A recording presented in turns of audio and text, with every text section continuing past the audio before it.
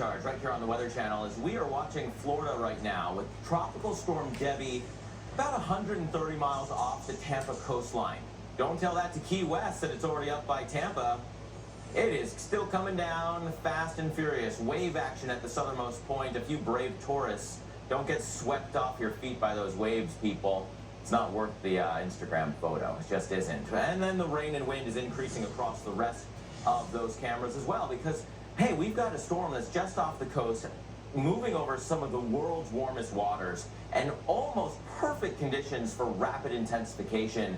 Right about 3 times the average chance of rapid intensification, which, spoiler alert, means it's going to happen. So don't think tropical storm, think hurricane headed towards the Big Bend of Florida. 90-mile-per-hour hurricane in the forecast, and there's wiggle room there still. So again, this is going to be significant storm system working its way towards the Big Bend.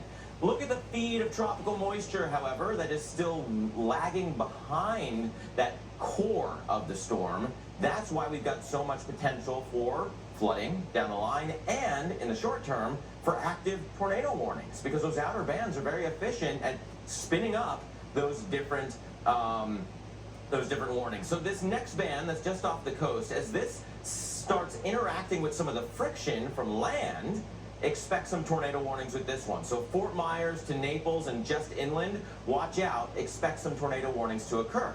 North of there, in one of the, the day's previous outer bands, we're still seeing some tornado warnings over DeSoto and Hardin, and then northwest of there, they're about, 20 miles or so west of Wauchula. You've got a tornado warning for you for this cell that continues to move just west of due north. Here's Tampa and the Tampa Metro, so you got to watch this cell for the far eastern suburbs of the Tampa area, because I believe this one is going to clip you within the next 30 to 40 minutes.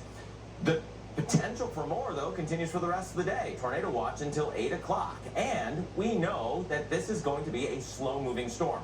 After landfall, this will be chugging along at a whopping 5 miles an hour, something insanely slow. And that means that the impacts will continue through the week ahead. 8 to 12 inches of rain looks baked in, looks just about guaranteed across the southeast coast. But some of the modeling is suggestive that through Friday, 20 to 25 plus inches of rain will occur across the corridor right in here. Savannah and Charleston, too close for comfort, Sam. This could be epic, epic rains. And right near the record tropical rainfall from Florence for South Carolina. So that's something that we need to continue to monitor. Well, that's going to get people's attention for sure. 2018 was 26 inches in Florence. 26. We could be near that. So we need to be ready for this, absolutely. And right now, here are some of the watches and warnings we are talking about along the west coast of Florida, stretching on up the eastern seaboard. Tropical storm watch in yellow. And, of course, the Big Bend region, that's what we're expecting to see.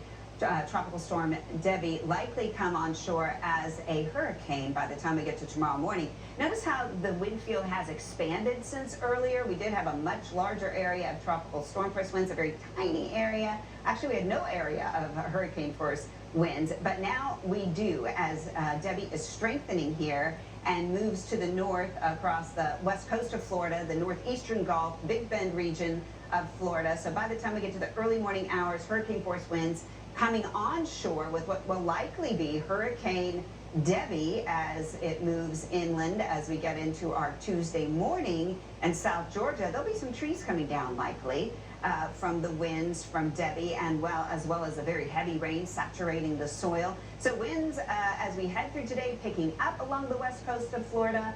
And as the storm continues to intensify, and the National Hurricane Center expecting it to rapidly intensify as it approaches the coast, we could be talking easily some winds gusting up in that Category 1 to even Category 2 hurricane force winds as it continues to strengthen. So we're going to have to watch that very carefully. But it is going to be that storm surge and that flood risk that's going to be the main problem here. There is the storm surge warning, and those numbers have been ticking up. We could see storm surge here running from some 7 to 10 feet from Apalachicola in through Cedar Key, even down into the Tampa Bay area. Here's that area that's most at risk, where you see that red boundary here on the map.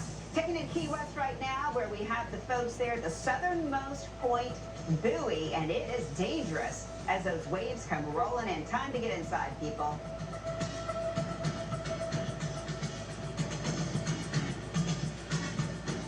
This is Protection, the